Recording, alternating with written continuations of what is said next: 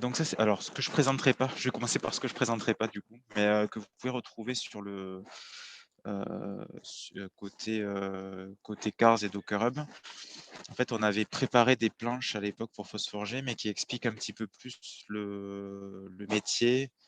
Il y a des choses ça explique aussi la nouvelle ligne de commande, mais ça, je vais l'expliquer par ailleurs. Je pense que on va faire un peu autrement, mais si ça vous intéresse, vous pourrez passer justement sur ces slides-là, avec donc un tutoriel qui montre comment on le lance avec Docker, comment on récupère ces tutoriels et ce Jupyter Notebook. Et après, ça explique Cars dans son contexte, avec voilà, l'utilisation par les différents projets, les dépendances. Enfin, il y a vraiment voilà, même un glossaire. Enfin, c'était vraiment basé pour une formation généraliste, même pour des gens qui n'auraient pas fait de 3D.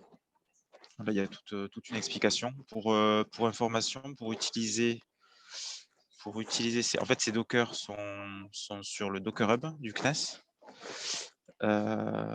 Et voilà, en termes d'explication,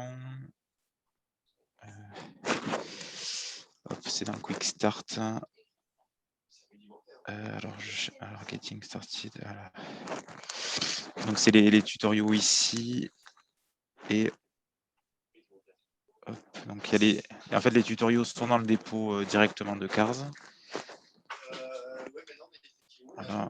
Et dans le Docker Guide, là, il y a justement une explication. En fait, il suffit de faire un Docker Pool CNES Cars Jupyter pour récupérer. En fait, il y a un Jupyter qui se lance en local. Voilà, avec ce tutoriel-là où en fait on lance cellule par cellule, un peu comme. C'est comme sur le VRE, sauf que c'est du local, quoi. Où on va lancer cellule par cellule et ça fait les différents lancements sur la chaîne. Et le deuxième ici, le tutoriel slideshow, où là c'est la même chose, mais c'est juste que ce notebook est converti en slide et en fait on obtient ces slides là. Il suffit après sur son poste en fait de lancer voilà. Il suffit après de lancer le Docker, d'exposer les ports et ensuite d'aller sur son localhost. Voilà. Donc, si ça intéresse des gens, si jamais vous avez des difficultés pour lancer ça, on pourra regarder ça plus en détail.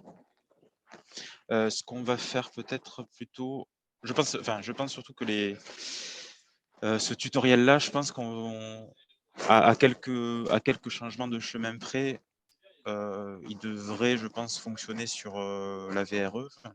Christophe, je sais pas ce que tu en penses, mais je pense que on devrait pas avoir trop de difficultés à le faire fonctionner.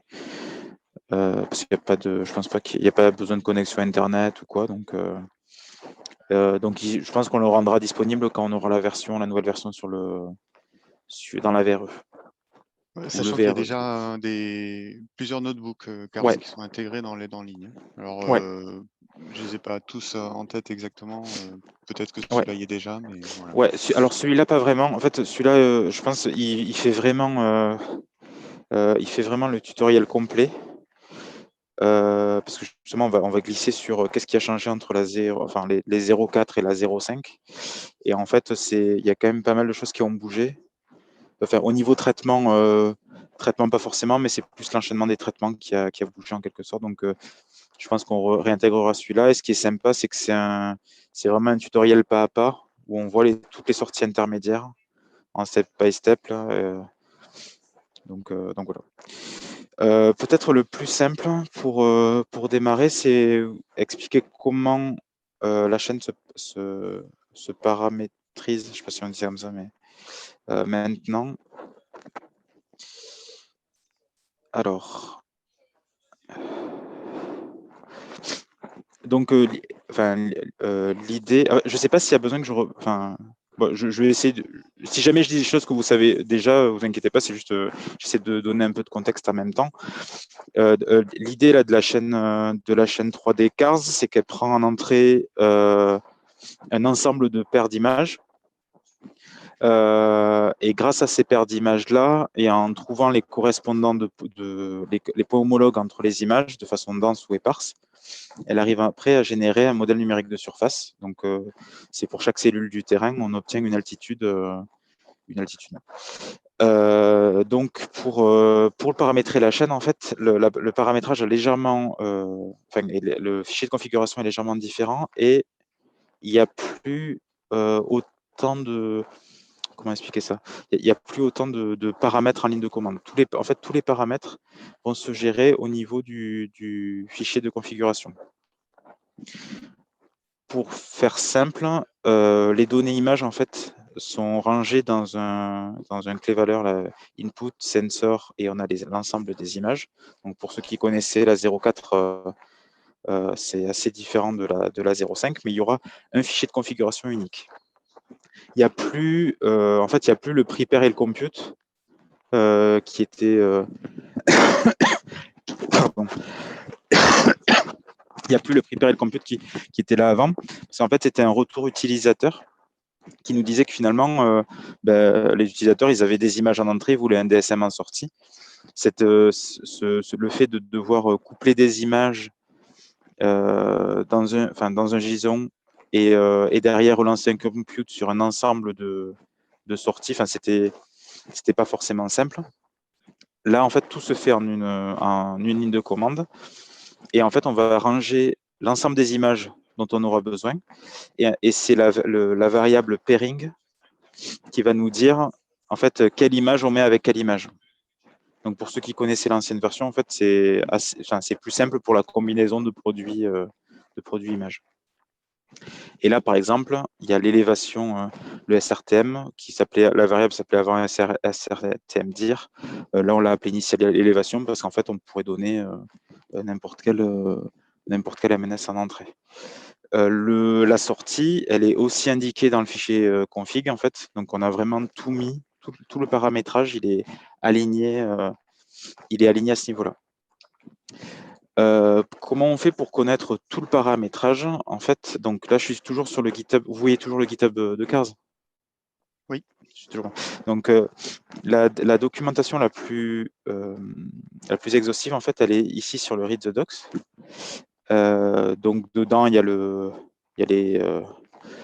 les Getting Started là, qui expliquent un peu comment on le lance. On va le regarder juste après.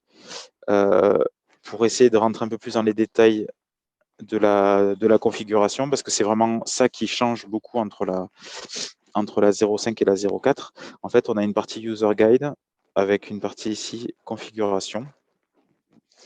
Et on voit en fait l'ensemble des paramètres qu'on peut venir modifier en fait dans ce fichier de configuration. Ce qu'on voyait sur le README de Cars, en fait, on voyait surtout les entrées que je vous ai montré tout à l'heure comment modifier. Mais on peut aussi modifier l'orchestrateur. Donc l'orchestrateur, c'est est-ce qu'on parallélise en multiprocessing avec Dask ou voilà ou d'autres c'est surtout multiprocessing et Dask local ou PBS pour ceux qui sont sur le cluster. Application, ça permet de modifier les paramétrages des différentes applications métiers et le output de donner les informations sur la sortie. Donc par exemple, on voit un exemple un peu plus fourni que celui qu'il y a sur la page sur le README. On voit en fait qu'on a bien renseigné l'ensemble des images ici dans l'input, le pairing, les combinaisons des images, l'élévation, mais on peut aussi modifier l'orchestrateur. Donc pour ceux qui sont par exemple sur le cluster, pour faire des tests locaux, parce que par défaut en fait on est en local Dask 2, on peut pousser un peu plus le nombre de workers pour essayer de paralléliser un peu plus, surtout que dans la nouvelle génération cluster, on devrait avoir plus de nœuds, donc c'est intéressant aussi de faire du mono-nœud, mais on peut faire aussi du multi-nœud en mettant le mode PBS Dask, qui est plus du coup en ligne de commande, mais tout au niveau du fichier de configuration. Et ensuite, par exemple, si on veut modifier la rasterisation, donc c'est la partie où on va projeter le nuage de points dans des cellules. Ici, on met le nom de l'application en question, la méthode, donc pareil, c'est documenté au-dessus. Et après, on peut changer les paramètres. Donc là, par exemple, le DSM radius et le sigma, ça va être pour une cellule donnée où je projette mes points, combien de cellules autour je considère. Mais un paramètre qui est peut-être plus compréhensible d'un point de vue utilisateur, si je vais dans application, hop, rasterisation, on a ici la résolution, par exemple. Pour modifier la résolution, il faudra faire la même chose. Ce sera la clé résolution. Et par défaut, elle est à 0,5 parce qu'on traite, pardon, on traite souvent du Pléiade, donc on a mis une valeur par défaut à 0,5. Pardon. Donc voilà, donc ça donne l'ensemble des paramètres modifiables. Alors, je vais essayer de répondre un peu aux questions au passage. Pour la production de nuages de points, en fait, on peut... je vais essayer de me trouver un peu d'eau, pardon.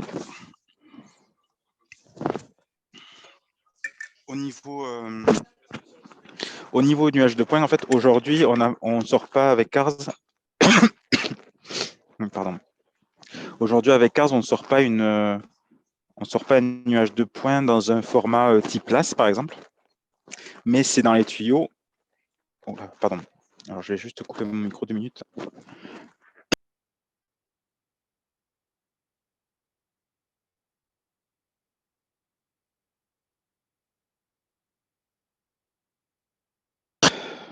J'essaie d'abréger les parties où je tousse, mais hop, je vais juste revenir sur la page. Au niveau, en fait, de sortir des nuages de points, aujourd'hui, donc on les a pas dans un format optimisé, mais c'est prévu pour la prochaine version. Par contre, pour ceux que ça intéresse, il y a la possibilité, au niveau de la triangulation, de sauver le nuage de points, mais en fait, c'est un formatif. C'est un format image. En fait, la triangulation, comme on l'a fait entre deux images à chaque fois, et que ces images, on les met dans une géométrie particulière, c'est la géométrie bipolaire, dans laquelle les points qui corrèlent se trouvent sur la même ligne. On a une géométrie dans laquelle on a les images prééchantillonnées, et pour chacun des points, on connaît la position x, y, z en fait, du point triangulé. Donc en fait, le nuage de points en question, ça va être, on va plutôt pouvoir fournir aujourd'hui des images qui contiennent 3 bandes, avec une première bande qui correspond à la longitude, la deuxième la latitude et la troisième l'altitude. Donc après, une fois qu'on a ça, ces images-là, en fait, elles peuvent être converties. C'est un numpy qui contient ces 3 informations-là. Donc après, elles peuvent être mises, par exemple, dans un LAS et exploitables comme un nuage de points classique. Sachant que, comme je disais, le mois prochain, on fera un format qui sera plus simple pour les utilisateurs, qui convertira directement dans un format exploitable, visualisable dans un logiciel classique qui lit des nuages de points. Donc là, c'est un peu, je vous explique un peu juste la partie paramétrage. Donc les vraies différences qu'il y a entre la 0.4 et la 0.5, qui vont se voir vraiment d'un point de vue utilisateur, ça va être donc le changement de configuration tel que je vous l'ai présenté là. Et on va pouvoir repartir du tutoriel des pyramides pour avoir un exemple justement qui fonctionne, et il suffira après de l'adapter à votre cas. Le deuxième point, c'est qu'on commence à sortir ces fameux nuages de points. Et aussi, le troisième sujet, c'est que on a simplifié, c'est-à-dire on a juste un fichier de configuration et on part des images et on va jusqu'au MNS. Il n'y a pas d'étape intermédiaire, on va dire, vraiment visible par les utilisateurs. Et au niveau notebook, vous pourrez le voir en ouvrant ce notebook-là, en fait, on a aussi assaini la partie application par application. En fait, chacune des étapes sont bien séparées et on peut l'utiliser comme ça plus facilement dans un notebook. En fait. Donc, avec un fonctionnement pas à pas. Donc, ce que je vous propose, c'est qu'on va passer au fonctionnement sur le cluster, parce que j'ai l'impression que c'était quand même pas mal le sujet. Je ne sais pas s'il y a des gens qui ont des questions pour le moment. Ou si, je sais pas Oui, David, c'est Franco, ouais. une question. Je n'ai pas compris. Donc, le nuage des points en forme raster, donc Oui. il a un d'RGB, mais je n'ai pas compris si l'information elle est en géométrie épipolaire ou bien en projection cartographique. Non, elle est en géométrie épipolaire. Aujourd'hui, en fait, le plus simple, je pense, parce que là, je l'ai dit à l'oral, ce qu'on va faire, c'est qu'on va carrément tout sortir enfin, on va le tester sur l'image des pyramides, et je pense que ça parlera plus. Mais pour expliquer, en fait, le nuage de points, c'est une information cartographique parce que chacun des pixels, c'est longitude, latitude, altitude. Donc, ça veut dire que on peut les mettre sur une carte. Par contre, les données sont rangées dans la géométrie bipolaire parce que c'est des points qui sont corrélés dans la géométrie bipolaire. Ouais, ouais. Donc, Okay. donc c'est là où c'est intéressant comme. Mais enfin, je suis pas sûr que. Enfin, je sais pas si tout le monde voit la nuance là. Enfin, j'explique comme ça rapidement à l'oral, mais je pense que le plus simple, c'est quand on va le lancer. Je pense que ce sera plus facile à comprendre. Alors, ce qu'on va faire déjà. Alors aujourd'hui. Ah oui, un autre sujet qui est intéressant et on le mettra dans la 0, enfin, on l'installera mieux dans la 0.5.2 sur le cluster. C'est que c'est plus facile d'accéder au corrélateur MCCNN de Pandora. En fait, dans le corrélateur qu'on utilise au centre de la chaîne, ça s'appelle Pandora. Et en fait, lui-même est un pipeline aussi, enfin, très paramétrisable. Ça a toujours été possible de modifier le paramétrage de Pandora dans la chaîne. Mais après, bon, ça fait une documentation de plus à comprendre pour venir paramétrer aussi le corrélateur à l'intérieur. Ce qu'on a fait là pour Cars, c'est que je vous montrerai après, on peut changer une configuration, la configuration du corrélateur, mais juste par mots-clés. Donc là, par défaut, c'est Census et SGM. En gros, Census, c'est une corrélation, on va dire, une corrélation assez classique avec une régularisation derrière qui est aussi classique SGM. Le MCCNN, lui, c'est un corrélateur, mais qui utilise du deep learning et du coup qui est un petit peu plus performant. Un peu plus long, mais un peu plus performant. Je vous montrerai aussi comment le changer tout à l'heure. Alors, du coup, au niveau. Alors, je sais pas, je me suis connecté. Je me suis connecté avec. Voilà, c'est bon, ça fonctionne. Donc, en fait, les Cars est installé sur le cluster en module. Donc, il est accessible, enfin, même avec la VRE, il va être accessible en se connectant sur un nœud. Hop. Là, si je peux me permettre, Ouais, David, ouais, tu as fait un QSUB interactif d'abord ouais, sur un nœud du ouais. cluster parce Oui, que sinon, je là, suis en Ubuntu, c'est ça? c'est pas le terminal du VRE. Il n'y a pas de module dans le VRE en tout cas. Ouais. Voilà, dans le VRE, c'est une version de Cars, mais qui est pas la 0.5, qui est la Ouais. 0.4. Oui, voilà, Donc, si je tape Cars directement, je vais avoir un Cars, c'est ça?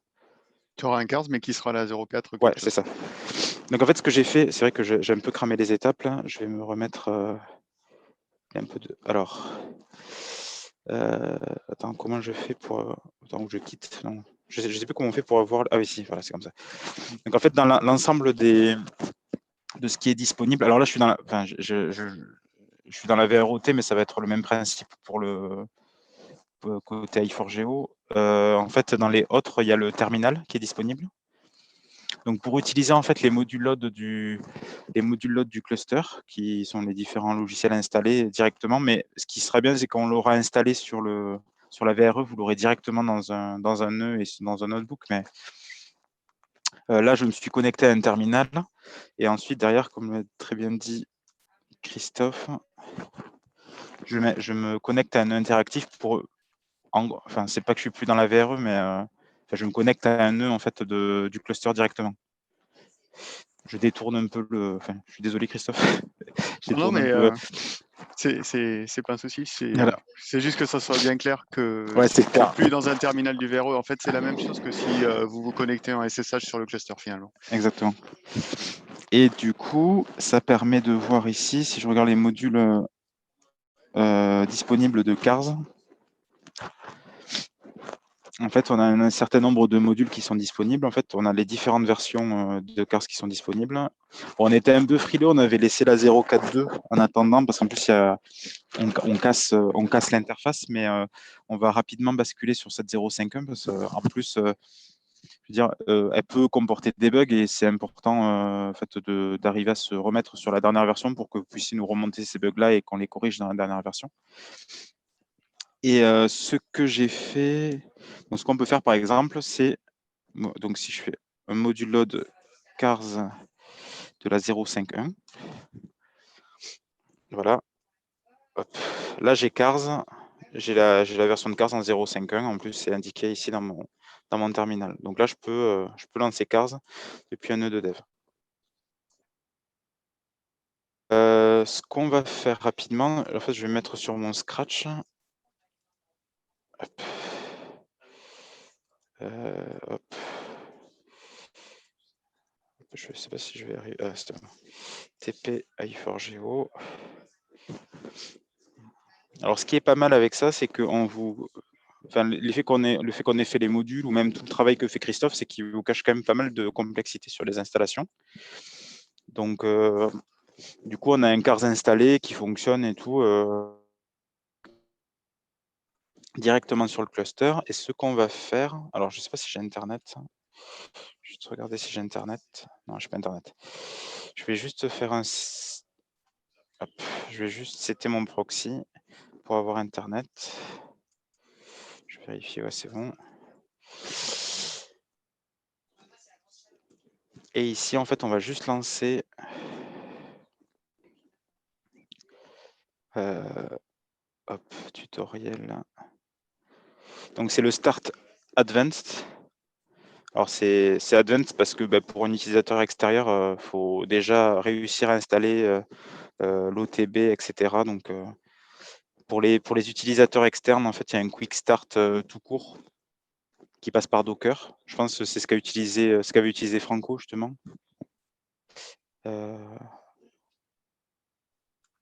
Hop, à l'époque. Je ne me trompe pas, ouais. Hop, et donc ici, je vais juste récupérer ce fichier-là. Est-ce que je retrouve ma page? Je ne sais plus où je suis, j'ai trop d'onglets ouverts. Hop. Ah, je vais pas pouvoir... Ah si, c'est bon. Shift, ouais. Ça y est. Donc là, en fait, j'ai juste téléchargé ce Quick Start Advanced, en fait. Ce Quick Start Advanced, ce qu'il fait, il ne fait que télécharger, en fait, la donnée pyramide. Ici, il la télécharge et ensuite, il va lancer CARS en faisant juste un CARS lancement de la config. Hop. Ici, je vais lancer ça. Hop. Donc, en fait, il télécharge la donnée en question. Il va lancer CARS donc, sur son config. On peut regarder en parallèle, en fait. Ici. Je vais aussi mettre dans un QSub. Non pas. QSub sur conf. Hop.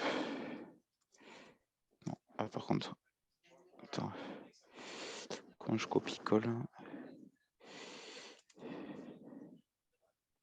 Faut que tu fasses Shift, clic droit. Ah, Shift et clic droit, d'accord.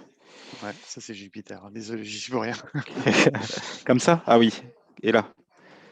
Et pareil. Et appareil. D'accord. Oh, ben ça va. Ça va. Qu'est-ce qu'il me fait? Ah oui, display note 7. Il faut que je mette le tiret X, je crois. C'est ça. Hop, voilà, je suis aussi dessus. Donc en attendant que ça tourne, hop, je vais mettre sur le TP i4geo. Donc on voit en même temps que ça tourne, c'est qu'on a téléchargé donc on a téléchargé les données pyramide compressée ici, et dedans, on a le fichier de configuration, donc ici. Donc en fait, on a ici, dans ce cas-là, on a fait pour le TP, je ne sais pas si tout le monde le connaît, mais en fait, on avait fait un TP avec des extraits de données Pléiades. Donc,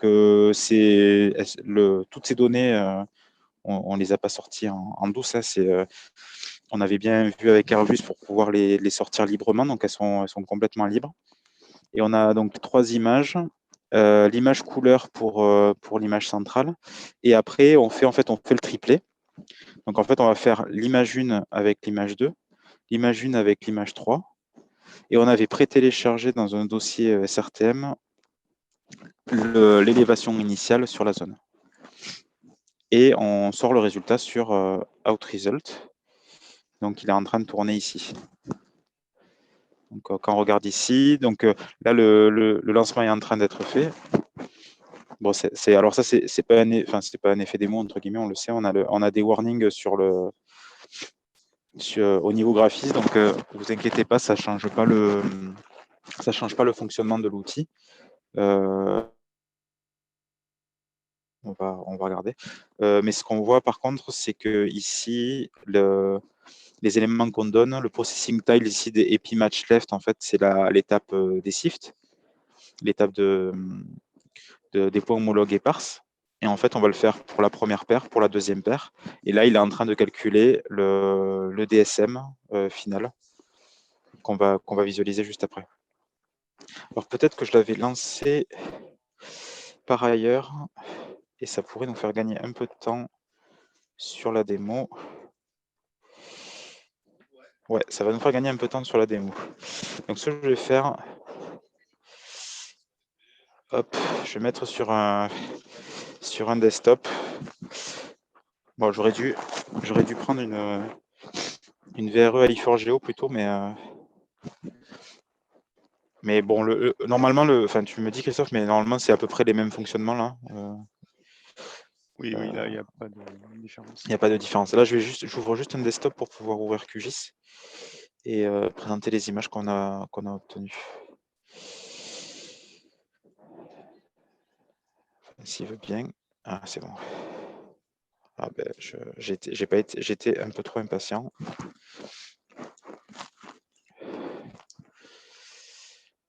Alors,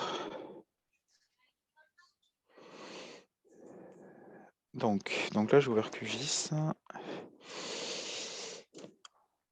Bon, pendant qu'il est en train, je sais pas s'il a fini de tourner. Ça ferait un peu moins de tricheur si je vous présentais plutôt directement les produits générés. On n'est pas très loin du. On y est bientôt là. Alors, bon, tant pis, je vais tricher un petit peu. Je vais vous présenter ce que j'avais déjà généré par ailleurs. Ici, donc result. Hop. Donc les images. Donc les images qu'on a en entrée initialement, ce sont celles-ci. Bon, elles se rangent un peu où elles veulent là, parce que bon, QGIS c'est plutôt est un SIG et du coup il va être un peu plus perturbé par des images qui sont pas géoréférencées. Donc là, on les a un peu à des endroits différents, mais il faut comprendre que là, ici, donc on a les 3 images, panchromatiques, donc en noir et blanc, sur lesquelles on va calculer, donc ils sont prêts à des points de vue différents. Je ne sais pas si je peux zoom. Est-ce que ça marche? Ouais, bon, peut-être pas comme ça. Voilà, ce sera un petit peu mieux comme ça. Donc là, on a nos 3 images prises à des points de vue différents. Et on a pas. Ah, ici, c'est bon. Et on a donc l'image couleur ici qu'on va utiliser pour coloriser le DSM et le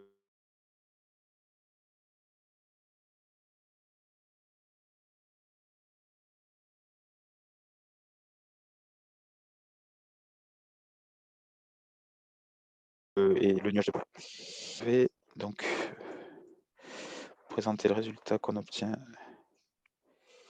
Alors, pareil, je crois que j'ai pas été très. Non, c'est bon. Je crois ne pas avoir été très patient et du coup l'avoir lancé 2 fois. Mais...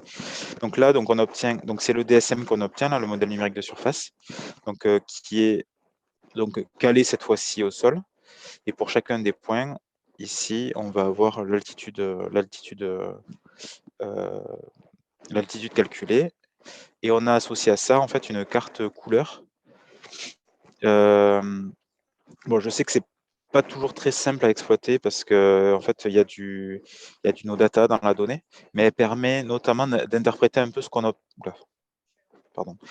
ça permet d'interpréter un petit peu ce qu'on obtient avec le DSM parce qu'en fait, c'est cette carte couleur, c'est la projection des points du nuage au sol, mais cette fois-ci, plutôt que de projeter les altitudes, on projette les couleurs. Donc en fait, les 2 images sont exactement calées.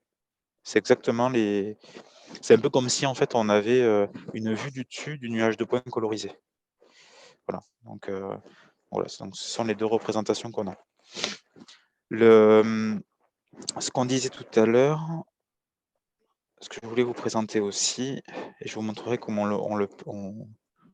on change les paramètres pour arriver à ces résultats.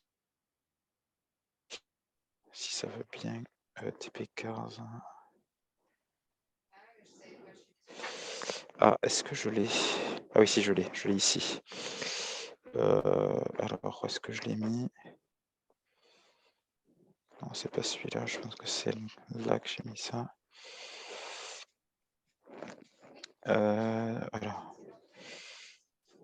Voilà. Non. Left image day. Ah si, c'est un autre. Ah, peut-être que j'en ai plus dans l'autre. Attendez. S'il veut bien. Voilà. En fait, le refactoring qu'on a fait, ça a permis aussi qu'on puisse sortir plus facilement donc plein de données intermédiaires. Donc il y a le nuage de points, mais il y a aussi d'autres données comme les images en géométrie bipolaire. Donc je vais juste vous montrer ça. C'était pour répondre à la question. Voilà, tout à l'heure, voilà. Hop.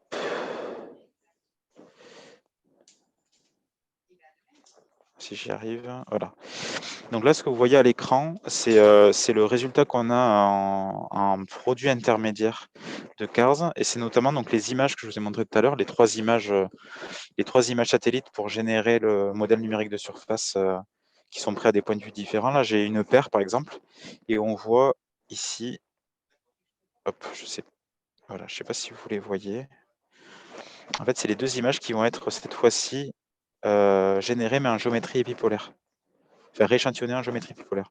Donc on voit en fait, vous voyez, on voit une espèce de décalage gauche-droite, en fait, qui correspond ensuite, les points qui se décalent, ne se décalent plus qu'au niveau de la ligne. Donc c'est ça, cette fameuse géométrie bipolaire.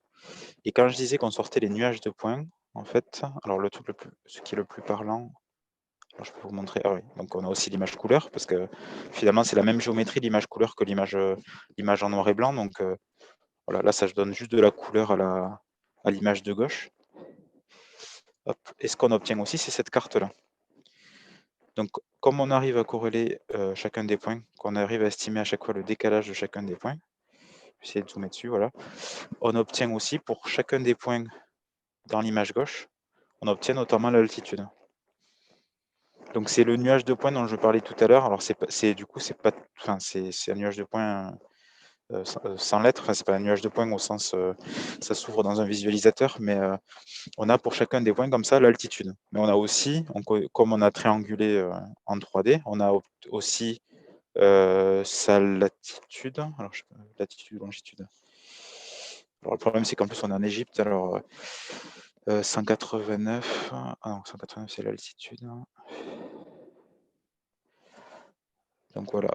Hop, là, on obtient, par exemple, donc on a 29. À chaque fois que je change de bande, 31. Donc, en fait, on va avoir... donc, ça va être, je pense, c'est latitude, longitude, altitude. Et donc, en fait, ces 3 cartes-là, c'est des NumPy-Array. Enfin, c'est des images TIFF, mais lisibles en NumPy-Array. Si jamais après ça, on le met, par exemple, dans un dans un LAS. Après, bon, la difficulté là, c'est que ça va être longitude, latitude, altitude, donc on n'est pas dans un repère orthonormé, il faudrait faire une conversion avant, dont on va s'occuper dans la prochaine version. Mais on n'est pas loin, voilà, d'obtenir ce nuage de points. Ce qui peut être intéressant aussi, je pense, c'est pour des, par exemple, des algos de deep learning que on peut générer, on peut donc très bien générer. Hop, ici, on génère 2 images épipolaires. On a 2 images épipolaires. Ici, la cohorte d'altitude qui va être du coup, elle est un petit peu trouée parce que si jamais on ne trouve pas une corrélation, mais elle est quand même, on a une image couleur qui est carrément non trouée. Et du coup, on peut avoir l'image gauche, l'image droite et son altitude associée. Ça peut être un produit aussi intéressant au niveau image. Je ne sais pas si je réponds, enfin, du coup, si c'est plus clair. Alors, qui c'était que j'avais? C'est Franco, non, qui m'avait posé la question? Oui, oui, oui, oui. Ouais, Tu avais déjà répondu à la question, j'avais d'accord. compris. Seulement que Ok. ce que j'ai bien compris, là, tu as 3 fichiers, mais en Ouais. réalité, dans la version 0.5, il y aura un seul fichier RGB pour longitude, latitude et altitude.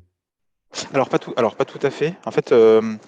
Alors aujourd'hui donc c'est la 0.5.1, mais bon, enfin, ça c'est un détail. Ce sera la 0.5.2 en fait qu'on va sortir en Ah, d'accord. fin de mois début. Et c'est surtout que en fait les fichiers vont rester, enfin les fichiers restent séparés. Enfin c'est pas tant le fait que parce qu'en fait un build VRT ou enfin une concaténation des 3 fichiers, ça correspond, ça fera à peu près la même chose. C'est plus qu'on va sortir, c'est pour des gens qui utilisent le nuage de points directement. Je pense à Camille par exemple. En fait, ça fait une opération supplémentaire de devoir ensuite le convertir dans une zone UTM locale par exemple, de le mettre dans un fichier qui est exploitable par des logiciels qui utilisent des nuages de points. Donc, ce qu'on va faire pour la version de fin novembre, c'est qu'on va mettre, on va convertir, enfin, on aura toujours ces fichiers TIFF là, mais on pourra aussi proposer un nuage de points au format LAS. Et là, oui, c'est dans un fichier unique, LAS ou LAS. Ce D'accord. sera, voilà, ce sera...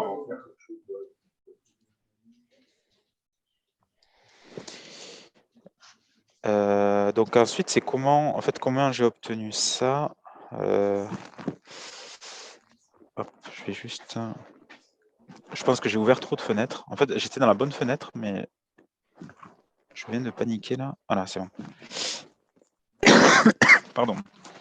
Donc voilà, donc là le traitement est terminé. Donc j'aurais pu vous montrer les sorties directement de ça, mais pour obtenir en fait ces nuages de points, enfin ces différentes sorties intermédiaires, ce que je disais tout à l'heure, on va montrer. Je vais vous montrer ici. Donc data guisé, voilà, config que j'ai modifié. Hop, donc j'avais légèrement modifié. En fait, c'est au niveau des applications qu'on va pouvoir changer ça. Et par exemple, quand j'ai sauvegardé mes images épipolaires, il suffisait, en fait, les images épipolaires sont générées à l'étape de rééchantillonnage. Donc en fait, on indique l'application et la méthode associée dont on veut modifier les paramètres. Il suffit de faire un save epipolar image true pour arriver à sortir les données intermédiaires, les images épipolaires que je vous ai montrées tout à l'heure. Pour la partie triangulation, pour générer des nuages de points, pour générer ces images avec longitude, latitude, altitude, paire à paire, en fait, c'est à l'étape ici de triangulation, donc c'est où on intersecte les lignes de visée, c'est la méthode en question, méthode line of sight intersection. Et là, il suffit de faire save point cloud et le mettre à true. Pareil, en fait, on peut aussi sortir, alors cette fois-ci, ça va être des nuages de points. Alors, c'était ici. On peut sortir aussi les nuages de points après les étapes donc, de nettoyage des nuages de points. Et dans ce cas-là, si j'arrive à retrouver, c'est pas là que je les ai. Voilà. Ici. Là, cette fois-ci, en fait, ce sera on va obtenir des CSV, des fichiers CSV qui contiennent justement à chaque fois les points X, Y, Z et les images couleurs associées. Donc, parce qu'en fait, après, aujourd'hui, après suppression des nuages de points, en fait, on concatène l'ensemble des nuages de points obtenus par paire pour pouvoir les filtrer. En fait, en gros, pourquoi on fait ça? C'est parce que comme on obtient des nuages de points par paire, si on les met ensemble, ça va conforter ou ne pas conforter justement des points qui seraient par exemple des outliers. Si on arrive à voir la scène de différents points de vue, s'il n'y a qu'une paire qui nous dit ce point-là il est bon, alors que l'autre nous dit qu'il n'est pas bon, en fait ça va moins densifier le nuage de points à ce niveau-là et la suppression du nuage de points va ainsi pouvoir facilement supprimer les points invalides. Donc on obtient, après suppression à cette étape de suppression du nuage de points, on obtient des fichiers CSV qui sont là, cette fois-ci, pas rangés en géométrie bipolaire comme on l'a vu sur une image, parce qu'on ne peut pas le mettre dans une géométrie comme ça, qui est avec des positions qui seraient bijectives. Enfin, ouais. Hop. Donc voilà, je pense avoir fait à peu près le tour. Alors je sais pas si vous avez des questions de... Ah, j'ai pas parlé de la partie orchestration. Enfin, j'ai pas parlé. J'en ai parlé rapidement, mais la partie orchestration, en fait. Donc là, j'ai pas l'exemple dans ce fichier-là, mais ce que je vous ai montré tout à l'heure. Si je veux le lancer sur le cluster, hop, parce que ça, c'était pour la partie je veux lancer cars à l'échelle. On l'a ici dans le user guide.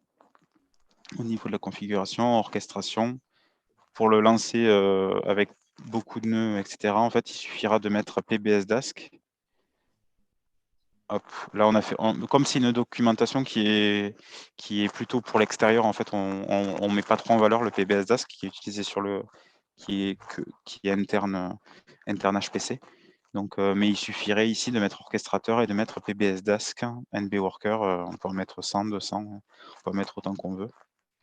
Pensez aussi, suivant la donnée traitée, si jamais ça prend trop de temps, en fait, c'est de modifier un petit peu le wall time par worker. Par défaut, en fait, il est à 1 heure, mais il se peut que pour des grosses données, il y ait besoin d'un peu plus de temps. Et voilà, donc là, c'est la partie plutôt traitement à l'échelle. J'essaie de répondre à la partie nuage de points.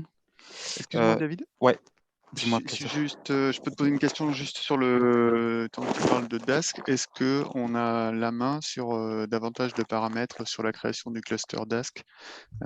Typiquement le Python qu'on utilise, parce que depuis le VRE, on est intéressé par utiliser le Python de l'environnement VRE justement. Pourquoi tu aurais besoin de changer dans le cluster Dask le Python en question? Pour que les workers du cluster s'exécutent avec l'environnement VRE. Qui va intégrer la version de cars qui est installée. Quand on crée un PBS cluster depuis le VRE, c'est ce que l'on fait. Il y a un paramètre, il y a le pass vers le bin Python. Et ce qu'on fait, c'est qu'on lui donne celui du container Singularity. D'accord. En fait, non, du coup. Mais c'est vrai que ça pourrait être un truc intéressant. Aujourd'hui, la configuration, elle est codée en dur. Enfin, en fait, la configuration est codée en dur parce que... Mais c'est vrai qu'on pourrait faire passer une configuration cluster plutôt que... Je vais montrer rapidement. On va aller sous le capot rapidement, mais... donc, cars, orchestrateur. Alors, ça va être cluster, PBS task cluster. En fait, elle est codée, voilà, elle est codée en dur. Donc là, il y a le start cluster ici. Voilà, et on a un PBS cluster. C'est là, non, que tu devrais faire passer ton Python. Ouais, en fait, c'est un paramètre qui n'est pas CT, mais dans le PBS cluster, tu peux lui donner le chemin. D'accord. Ça, c'est un truc qu'on pourrait envisager. Voilà, là, vous l'avez pas CT. Ouais, c'est un truc qu'on pourrait envisager. Après, c'est vrai que c'est très, entre guillemets, c'est très expert, mais pas tant que ça, parce que, comment dire, c'est expert pour des gens qui utiliseraient directement Cars et voudraient modifier leur propre Python, mais par contre, pour une intégration VRE, je comprends que ça pourrait être utile, ouais, ok. Ça serait pas mal qu'on puisse un peu itérer pour voir ce qu'on peut faire pour ça. Ouais. Ok. Ok, modifier la config cluster pour le VRE. Parce que là, en fait, hein, ce qui va se passer, oui, c'est que si jamais tu le lances comme ça va lancer. Ça va. En fait, je sais, ça va même pas fonctionner finalement, non? Enfin, En fait, qu'est-ce qui va se passer là? Parce que derrière, il n'y a pas de module load ou voilà, c'est c'est ça. fait? Ouais. En fait, le truc, enfin, le PBS, il est tout paramétré comme ça, et en fait, on fait passer. Ce qui fonctionne, c'est qu'en fait, on fait passer un ensemble de variables. De façon à ce que, comment ça marche aujourd'hui, c'est que comme on fait passer, quand on est sur un nœud interactif par exemple et qu'on lance Cars, comme on fait passer un certain nombre de variables, name, Python pass et tout, ça fonctionne. Oui, parce que tu as fait ton module load de Cars avant. Exactement. Donc, ces variables sont setées et tu les refais passer à ton PBS cluster. C'est ça, exactement. Ok. Mais je comprends que ça fonctionnerait pas. Enfin, je sais pas si les variables d'environnement qui sont portées ici feraient que ça fonctionnerait quand même avec. C'est à tester, mais ça a marché pas, non? Je pense. Pour que tu fasses la remarque. En fait, moi, je l'ai pas lancé moi-même directement, hein, Cars en mode Dask, mais Ouais. je sais que quand on a besoin de faire du Dask depuis le VRE, on fait cette affectation du chemin vers le Python pour rester dans notre environnement. Donc, il faudrait regarder effectivement. Ok. Bon, mais je me le note. Il faut qu'on regarde ça, je pense. Faut qu'on regarde ça. Pour en reparler, ouais. Ok. Ok. Je sais pas s'il y en a d'autres qui ont des questions. Mais moi, j'avais une question au sujet d'un paramètre dans le fichier de configuration, donc le seuil du coefficient de corrélation d'image sous les épis polaires. Alors, moi, je viens de la photogrammétrie. Normalement, le seuil, c'est à 0,75, pas moins. Et là, vous, par défaut, vous mettez 0,6. Donc, moi, j'ai compris comment on fait pour mettre son propre coefficient. Donc, je mets toujours à 0,75, mais je ne comprends pas le principe. Pourquoi ramasser beaucoup de points dans le nuage où il y en a plein qui ne sont pas bons, quand par contre, on peut faire une présélection déjà simplement sur ce coefficient, donc on élimine une grosse partie des mauvais points et on garde dans le nuage seulement ceux qui sont plus fiables. Oui.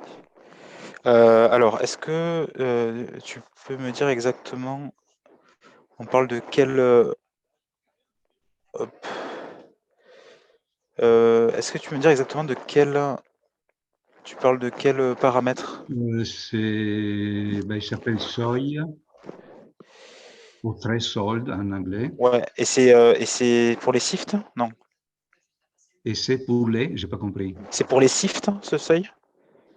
Ah oui, c'est ça. C'est pour les shifts, et ici, on est à 0... C'est celui-là, 0,6. Oui, 0,6. Alors, c'est vrai qu'on avait... À l'époque, on l'a jamais rebougé, et pour les shifts, on a mis un paramétrage qui, à l'époque, nous paraissait cohérent, mais ce que tu me dis, c'est qu'il vaudrait mieux mettre 0,75 ici.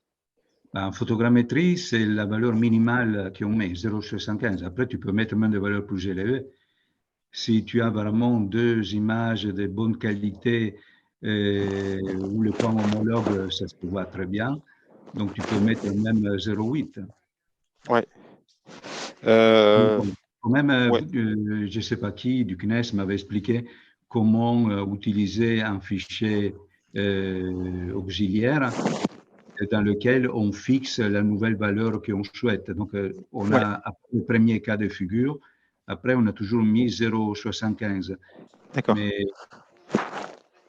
Parce je ne que sais pas si je peux le pousser plus haut, disons 0,8. D'accord, mais c'est possible. Enfin, après, on l'a pas. C'est vrai qu'on pourrait le mettre à plus. Après, on a quand même des points faux en mettant 0,6. On a quand même des points qui sont pas. Enfin, tous les points ne sont pas bons en SIFT, mais je pense qu'on l'avait positionné comme ça parce que, en fait, les SIFT nous permettaient nous permet surtout d'avoir une estimation de l'intervalle de disparité et de l'erreur épipolaire. Et du coup, on l'avait mis, je pense, assez faible parce qu'on n'a pas besoin de tant de points que ça pour que ça fonctionne. Mais si tu me dis que 0,75, ça pourrait être une meilleure valeur, il faut qu'on regarde. En tout cas, justement, ce que je disais par rapport à un nouveau paramétrage dans CARS, c'est qu'avant, en fait, cette configuration elle était un peu cachée. Donc, c'était le static conf, l'ancien static conf. Là, maintenant, tout est au même niveau. C'est-à-dire que pour changer le paramétrage SIFT, en fait, il suffit de mettre application, sparse matching, méthode SIFT. Et là, on mettra SIFT matching threshold de 2 points, mais tout dans le même fichier. Voilà. Okay. Alors, bon, c'est un choix qu'on a fait. En fait, la difficulté, enfin, le truc, c'est qu'on s'est dit que c'était assaini de mettre tous les paramètres au même niveau, même si c'est vrai que c'est pas toujours évident parce que tous les paramètres sont pas. Enfin, il y a certains utilisateurs qui vont être intéressés par quelques paramètres, d'autres par d'autres. Donc, on a mis tout au même niveau parce qu'au départ, on avait fait des choix sur des paramètres en se disant, ceux-là, on les remonte en ligne de commande. Et en fait, on s'est rendu compte, comme ce que tu me dis, c'est que toi, tu étais intéressé pour modifier le paramètre en question et il n'était pas remonté parce qu'on estimait que les utilisateurs n'avaient pas besoin, alors que si. Donc là, maintenant, voilà, tout est au même niveau, il suffit de modifier ce paramètre-là et tous les autres sont setés par défaut. Oui. Donc ça garde quand même. On a essayé de trouver le juste milieu entre la simplicité et voilà l'utilisabilité. Alors après, je sais que j'ai noté ta question aussi par rapport au biais altimétrique. Ça, il faut que je regarde plus en détail le cas que tu m'as envoyé. Oui. Faut que je regarde plus en détail que tu m'as envoyé. De toute façon, on a un point là de positionner.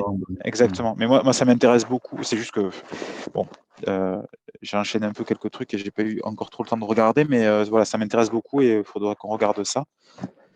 Parce que ça nous intéresse beaucoup et notamment quand on va devoir sortir des MNS sur le monde entier, il vaut mieux qu'il n'y ait pas de biais, quoi. Oui. donc voilà, donc ça va autant vous aider que nous aider, donc c'est parfait. Mais là, je n'aurais pas des solutions à donner en réponse directe, hein, mais il faut regarder ça. Après, des fois, justement, c'est au niveau des biais, c'est vrai qu'il y a toujours des difficultés au niveau des librairies, différentes librairies géométriques, quand elles considèrent que c'est centre pixel ou pas, qui pourrait créer des biais sur toute image ou l'utilisation ou non du géoïde, sachant qu'aujourd'hui, là, en fait, CARS prend en entrée, donc dans l'élévation initiale, elle prend SRTM, alors je ne sais jamais dans quel sens c'est, mais elle lui ajoute la différence du géoïde parce que c'est fait par rapport au géoïde. Voilà, c'est ajouté, c'est pas pour qu'on ait une altitude pas par rapport au géoïde, mais par rapport à l'ellipsoïde, parce que c'est un espace qui est plus simple pour faire notre triangulation, etc. Et après, elle peut ou pas remettre le MNS par rapport au géoïde. Mais à en croire les échanges, je ne suis pas sûr que ça vienne de là. Il faudra qu'on regarde plus en détail. Pour essayer de répondre aux autres questions, je voyais aussi Pléiade Neo. Alors, il y a des chanceux autour de cette table qui ont déjà traité du Pléiade Neo, du coup, parce qu'on a pu échanger un petit peu avant. En fait, Pléiade Neo, c'est possible de le traiter. La problématique, c'est que CARS passe par l'Orfeo Toolbox pour utiliser, pour lire les produits. Et en fait, dans les nouveaux produits, dans les produits Pléiade Neo, il y a eu quelques changements d'interface qui ont été faits au niveau des RPC. Donc pour ça, pour répondre à ta question, Clément, en fait, il suffit entre guillemets de rechanger l'interface dans l'autre sens, on va dire, en changeant quelques clés valeurs dans les RPC pour que ça fonctionne. Et aussi, alors ça c'était la feinte que j'avais oublié de dire à l'époque, possiblement changer aussi le nom du fichier parce que le fichier a un nom légèrement différent, ou passer ou passer directement quand on met le nom de l'image dans le fichier de configuration. C'est une autre façon de le faire, c'est de mettre le DIMAP et pas l'image en image. Parce que ce qu'il faut comprendre, et c'est 90% des bugs qu'on a, enfin des bugs entre guillemets qu'on a dans Cars, c'est que les produits Pléiade ou Pléiade Neo, en fait, comprennent dans les images des informations de localisation pour que ça simplifie un peu la vie des utilisateurs. Le problème, c'est que l'Orfeo Toolbox peut avoir tendance, quand on lit ces données-là, à des fois utiliser ces informations de géoloc si on passe directement par l'image. Elle va utiliser ces informations de géoloc et du coup, ça perturbe l'outil Cars parce que Cars, lui, ce qu'il veut, c'est des images et des RPC, enfin des images en géométrie capteur et des RPC pour RPC qui sont en fait des fois, il y a certains termes que je n'ai pas définis, mais qui sont en fait un fichier avec des coefficients qui permet de faire le lien entre les points pixels et le sol. L'utilisation des DIMAP en direct, en fait, ça empêche pas mal de problèmes parce que le DIMAP n'a pas trop bougé au niveau nomenclature, que ce soit pour du Pléiade ou même du Pléiade Néon. Et en fait, quand l'OTB pointe vers le DIMAP, il arrive ainsi on lui dit en fait quelles sont les images à utiliser, quels sont les RPC à utiliser.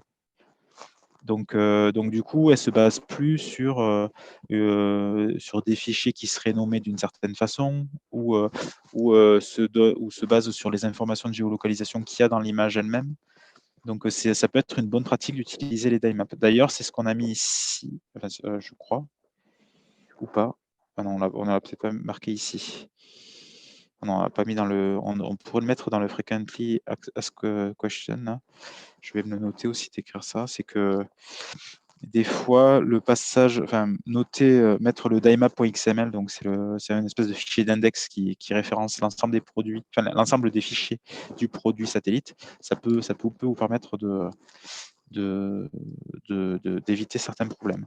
Par contre, ce qu'on a mis ici dans la boîte à questions, là, c'est ce qui peut être intéressant quand vous voulez lancer une grosse production, c'est d'utiliser des fois directement l'OTB pour faire quelques extraits dans vos images pour vérifier que vos produits sont corrects, qu'il n'y a pas des problèmes au niveau lock et tout. Et ça évite de lancer un calcul. On va sauver quelques arbres comme ça. De lancer vos calculs d'abord sur une petite zone, vérifier que vous arrivez à obtenir le DSM, et si c'est le cas, ensuite vous pouvez lancer sur l'image complète. Voilà. Donc ça, l'explication dans cette documentation, c'est qu'en gros, ce qui est pratique avec l'OTB, c'est qu'on peut faire un extrait de la grosse image. On prend une zone d'intérêt. Bon, ça, GDAL sait le faire. Par contre, ce qu'on peut faire avec l'OTB, c'est utiliser l'option fit du extracteur oui, qui permet d'extraire sur la même zone, extraire dans une autre image la même zone extraite. Donc, c'est comme ça, par exemple, qu'on a extrait le jeu de données pyramide avec les 3 images sur la même zone.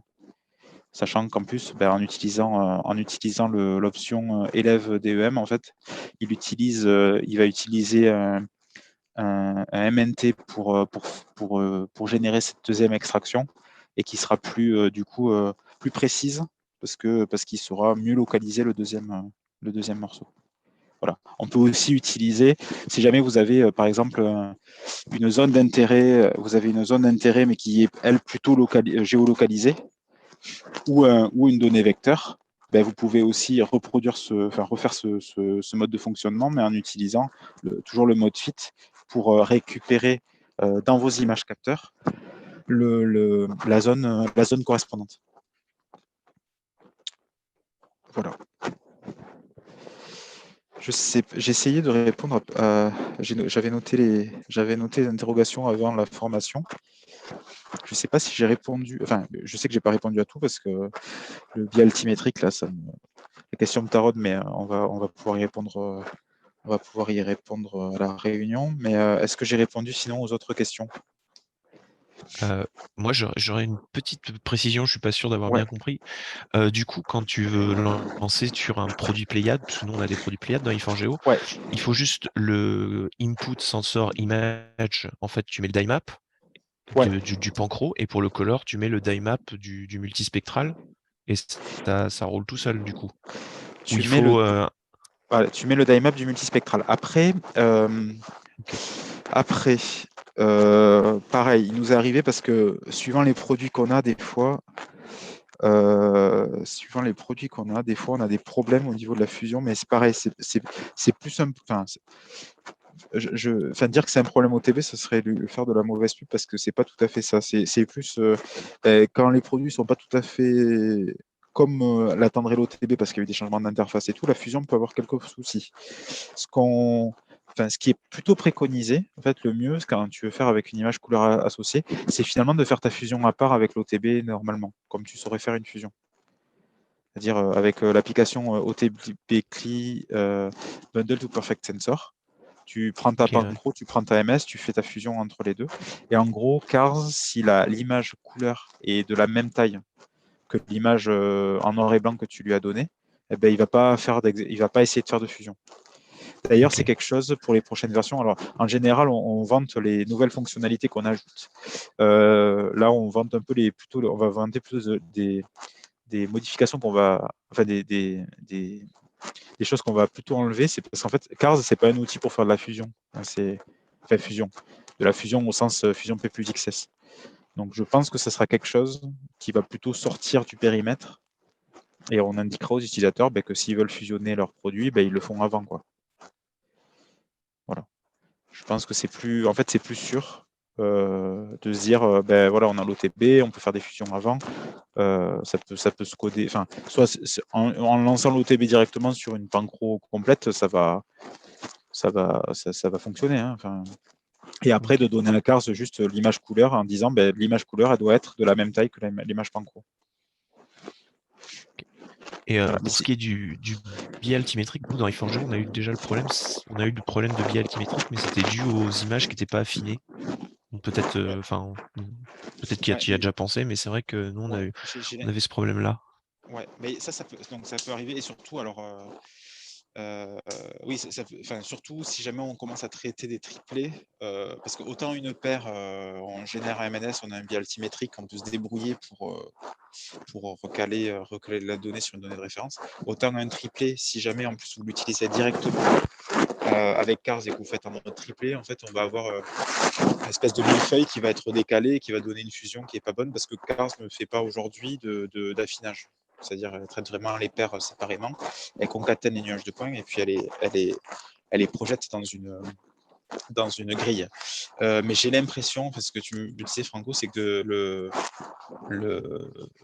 vous aviez déjà fait l'affinage avec l'OTB. Donc c'est ça qui est un peu... on va regarder et puis je pense qu'on va trouver la solution et on pourra le si jamais c'est un truc si c'est un problème qui est pas lié aux données mais qui est récurrent, qui pourrait être récurrent sur d'autres données, on le documentera quelque part. On n'a pas encore la solution, mais quand on l'aura, on tiendra à informer tout le monde, je pense.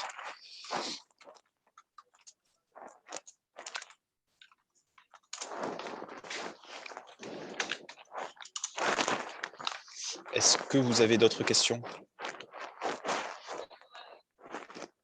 Tout à l'heure, tu as mentionné le fait de pouvoir accéder au corrélateur et de changer. Oui, exactement. Donc, pour le corrélateur, ce qui est bien, c'est qu'une fois qu'on a compris comment ça se configurait, ça se configure toujours pareil. Ça peut être un peu dense au début, mais donc ce qu'on a... Alors la problématique, c'est que je crois... C'est pour ça que j'avais installé... C'est pour ça que j'ai installé sur le... ici, ouais, sur le terminal. Je pense que la 0.5.1, en fait, j'avais pas installé MCCNN dedans, donc il va pas être disponible. C'est pour ça que j'avais fait... J'ai un module available... Ah, c'est pas un module load. Module available Cars Master. Alors, il est pas voué à... Je voulais pas trop vous le montrer en séance parce qu'il n'est pas voué à... Enfin, il est voué à bouger, ce Cars Master, là. Enfin, c'est un truc qui est pas... Autant les versions 0.5, etc. Voilà, quand on voit la liste des... Quand on voit la liste des modules qui sont disponibles, les modules, même le Cars 01, si jamais vous êtes nostalgique, vous pouvez encore le lancer. Donc, on garde tous les modules. Le Cars Master va pas être, vous pouvez rester. Et la 0.5.1, je crois que j'avais pas installé MCCNN, mais je l'installerai pour la 0.5.2 en tout. Donc, 0.5.2, on parle dans 2 semaines max, quoi, pour ceux qui voudront l'utiliser. Et dans ce cas-là, ça ressemble à une réponse de politicien parce que j'ai mis une grosse intro pour répondre à la question. Donc ici, application dense matching. En fait, au niveau de la méthode, vous pouvez mettre méthode, par exemple, et vous mettez MCCNN SGM. Et là, vous passez du census au MCCNN. Donc voilà, toujours pareil, application, dense matching, et mettre juste méthode MCCNN SGM, et ça va fonctionner. Après, si vous voulez aller plus loin dans la modification de configuration, en fait, il y a la possibilité de modifier, je pense que c'est celui-là, external library, voilà, c'est loader.conf, où là on peut modifier un peu plus encore le corrélateur Pandora, mais ça devient un peu plus compliqué. Déjà, c'est pour ça qu'on voulait quand même simplifier un peu la vie des utilisateurs, c'est de mettre plutôt des configurations toutes faites, voilà, qui permettent facilement de passer du census au MCCNN. Et on l'a justement dans le tutoriel. Dans le tutoriel ici, alors, merci pour votre attention, on n'est pas tout à fait là. Voilà, nouvelle méthode. Donc ça explique justement Pandora. Vous voyez que c'est un pipeline dans un pipeline, donc c'est pas forcément complètement simple, mais bon, on avait dû faire du MCCNN parce que pour passer sur les conférences maintenant, si on ne parle pas de deep learning, c'est plus compliqué. Voilà. Et ce qu'on avait fait, alors on recalcule donc les images en géométrie bipolaire. On calcule les shifts, la correction de grille. Ça va arriver, hein, mais voilà. Ça, est-ce qu'on voit les deux? Voilà. Alors, bon, le problème, c'est que je ne vais pas pouvoir faire du flip-flop facile, mais ah si, peut-être. Si je fais ça, ouais, c'est un peu mieux. Hop, et que je vais jusqu'à la slide. Donc là, c'est au niveau carte de disparité. Parce que pareil, on peut aussi sortir directement la carte de disparité à l'échelle. Enfin, avec le paramètre. Alors, je vais encore faire une digression dans mon explication, mais ici, Save Disparity Map, true, et pareil, ça sort la carte de disparité pour l'ensemble de l'image. Donc ça, c'est intéressant aussi. Et voilà, et vous voyez ici, par exemple, alors, ce qui est bien, c'est que comme c'est pas tout à fait calé, on voit pas trop le flip-flop, mais ça, c'est census avec SGM, et ça, c'est MCCNN. Vous voyez que c'est un peu plus lissé, il y a des endroits... là, c'est un peu plus troué, là, ça l'est un peu moins. Donc c'est vrai que c'est un corrélateur qui fonctionne quand même plutôt bien. Et qui est du coup pas très compliqué à utiliser. Donc on peut le voir aussi. On peut voir le menace finale. Je pense que... Voilà. Donc ça, c'est la disparité. Hop, je vais faire pareil ici et prendre l'autre. Voilà. Donc ça, c'est MCCNN et ça, c'est SGM. Pardon. Ça, c'est census et ça, c'est MCCNN. Parce qu'après, derrière, on fait la régularisation SGM, elle est vraie dans les deux cas, en fait. Elle est vraie dans les deux cas, il y a une régularisation qui est faite, qui est la même régularisation. Par contre, c'est plutôt celui qui donne la similarité entre les points, en fait, qui est MCCNN, qui paraît quand même plus performant que census. Voilà. Je ne sais pas si ça répond à la question. Oui. Et par contre, pour faire des produits Pléiades, j'ai pas très bien compris, mais à la place des DIMAT, des points creux, tu préconises qu'on fasse des produits fusionnés, qu'on donne les DIMAT des produits fusionnés. Alors, c'est pour ça, c'est bien que tu aies reposé la question parce que ça devait être pas, c'était pas très clair, je pense. Ce que j'ai dit, c'est qu'en fait, il y a deux choses, il y a deux sujets. Le premier sujet, c'est que ce qui est préconisé, quand on donne la pancro, là, l'image pancro, souvent c'est de donner, pour des produits Pléiades, c'est de pointer plutôt vers le die map plutôt que vers l'image, parce que dans le die map, l'OTB va en fait, le die map, c'est un index vers les fichiers du produit. Et le die map, en fait, dedans, il va te dire l'image, c'est ça, le RPC, c'est ça. Et l'OTB, en fait, presque à tous les coups, il n'y aura pas de problème quoi, au niveau de la lecture de l'image et des RPC associés. Ce que je disais par rapport au produit fusionné, pour répondre à Clément, c'est que la fusion P plus XS, donc le fait de coloriser une image pancro, ce qui est plutôt conseillé, je pense, c'est parce que ça va être plutôt déprécié dans Cars, c'est de faire sa fusion avant avec l'OTB. Parce que finalement, on ne faisait pas plus que ça dans Cars. C'est qu'on faisait, enfin, on utilisait la fusion, alors on le faisait avec du Dask et tout, donc ça peut aller un peu plus vite sur le cluster, mais en fait, finalement, la fusion, quand tu l'as fait avec l'OTB en direct, ça fonctionne déjà très bien. Et ça, la fusion, il m'est arrivé d'avoir des cas. Enfin, c'est parfois un peu compliqué sur du PNEO, par exemple. Je sais qu'en donnant les die maps directement, ça ne fonctionnait pas. Parce qu'on peut faire la fusion. La fusion PNEO fonctionne. La fusion P plus XS fonctionne sur PNEO.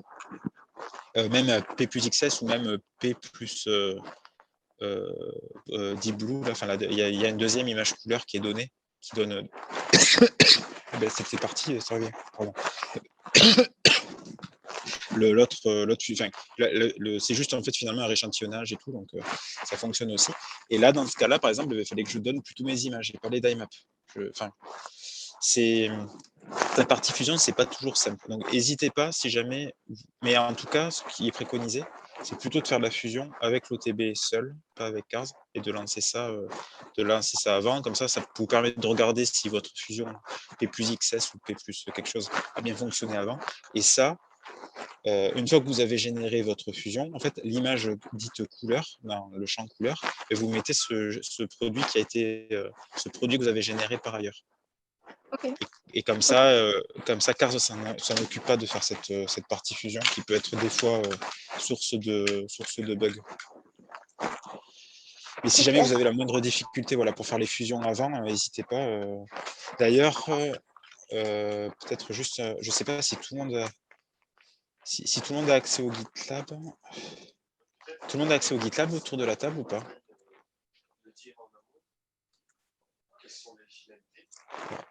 Je pense que oui. Voilà, oui, pour CLS, voilà. Oui. Ok, donc si vous avez tous accès au GitLab, n'hésitez pas. Alors le problème, c'est que j'ai mis l'identification double facteur. Donc, si j'ai pas de téléphone, je n'arrive pas à me connecter. Si jamais vous avez le moindre problème, ici, ouais, vous pouvez mettre votre bug ici, par exemple. Ouais, c'est ici ou bon, peut-être le plus simple. Je vais vous donner un lien, peut-être un lien unique, ce sera plus simple. Donc là, en fait, c'est là qu'on a Cars. Donc c'est dans le groupe le groupe projet 3D et Cars. Et là, n'hésitez pas à renseigner des issues si jamais vous avez des bugs. Je le mets. Si jamais j'arrive à retrouver le. Non, c'est ici. Alors, si vous avez le moindre bug, n'hésitez pas à rajouter. Oh, c'est bon. J'ai un peu paniqué quand j'ai vu que j'avais quitté le Zoom, mais c'est bon. N'hésitez pas ici à renseigner des bugs si jamais, ou même des questions. On essaiera d'y répondre au plus tôt, quoi. Voilà.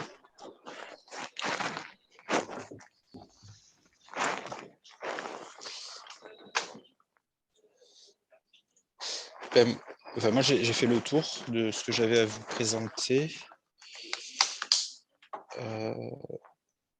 De toute façon, ce que je ferai, c'est que quand on aura la nouvelle version en fait, au niveau du cycle de développement, en fait, on a un peu changé, parce que là, on avait une grosse période où on avait dû faire ce refactoring-là pour simplifier au niveau paramétrage, etc., ce que je vous ai présenté un petit peu aujourd'hui.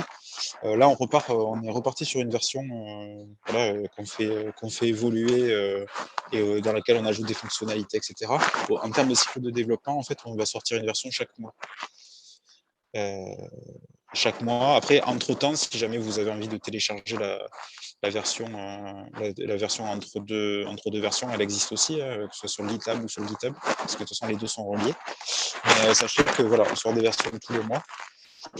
Et que vous serez au courant. Par exemple, le LAS ou le LAS, je pense que je ferai un petit, même ne serait-ce que 2-3 planches pour expliquer comment on sort le LAS ou le LAS. Je vous enverrai ça, je pense, d'ici fin novembre. Ça marche, merci. Voilà, et après, en termes de développement en cours, en fait, on est en train de pas mal regarder la partie performance informatique, parce que c'est vrai que autant le traitement d'une paire fonctionne bien, un triplé, quand on fait nadir gauche, nadir droite, on y arrive aussi en PBS. On peut avoir des limitations si on met beaucoup d'images en entrée. Le fait qu'on essaie de faire tout en mémoire et tout fait qu'on peut avoir quelques limitations. Donc on est en train de regarder ça aussi en ce moment. Donc on est pas mal en train de travailler sur les performances informatiques. Mais on essaie aussi de combiner à des traitements, à des modifications un peu métiers, comme la sortie des nuages de points, pour que ça vous intéresse aussi niveau utilisateur. Il faudra qu'on regarde aussi la modification de la conf cluster avec Christophe, pour voir ce qu'on pourrait être capable de faire. Mais pareil, et n'hésitez pas, je disais des problèmes, alors c'est un peu, je regarde un peu le verre à moitié vide en disant ça, mais les issues, c'est aussi la possibilité de nous envoyer des demandes de modification, de nouvelles fonctionnalités, par exemple, qui vous manqueraient dans Cars et que vous avez envie d'y voir apparaître. Voilà. Il faut voir que on essaie de répondre au mieux là, à toutes ces demandes-là. Donc, que vous ayez une question, il n'y a pas de question bête, hein, si jamais il y a quelque chose qui ne fonctionne pas, c'est plutôt que ce n'est pas documenté. Ou qu'il y a un bug, ou s'il y a de nouvelles fonctionnalités, n'hésitez pas à les poster en issue sur le dépôt de Cars.